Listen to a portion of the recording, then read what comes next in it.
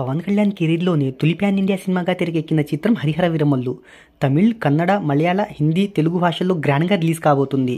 ఇక ఈ movie openings పైనే అందరి దృష్టి అనేది పడింది. ఇక ఈ మూవీ వివరాలు ఒకసారి చూసుకున్నట్టయితే ఈ చిత్రాన్ని మెగా సూర్య ప్రొడక్షన్స్ బ్యానర్పై 250 కోట్ల రూపాయల బడ్జెట్తో ప్రొడ్యూసర్ ఏఎం రత్నం నిర్మించారు. ఇక బాలీవుడ్ నటుడు యానిమల్ విలన్ బాబీ డియోల్ ఇందులో ఔరంగజేబు పాత్ర పోషిస్తున్నారు. ఇక కోటా శ్రీనివాసరావు లెజెండరీ యాక్టర్ గారికి ఇదే చివరి సినిమా. బెంగళూరులో ఈ సినిమా ప్రీ సేల్స్ గ్రాండ్గా మొదలయ్యాయి. తొలి రోజున ఈ చిత్రం 23,000కు పైగా టికెట్లు అమ్ముడుపోయాయి.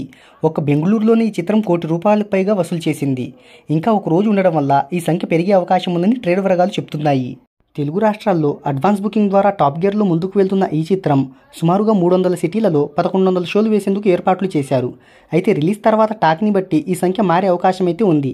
ఇప్పటి వరకు 2 లక్షలకు పైగా టికెట్లు అమ్ముడుపోయాయి.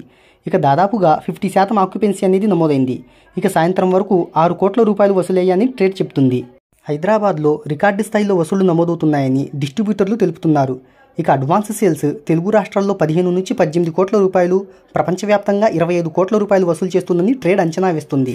మరి రేపు బాక్సాఫీస్ దగ్గర రిలీజ్ అవబోతున్న ఈ చిత్రం ఎలాంటి వసూళ్లను సాధిస్తుందో చూద్దాం.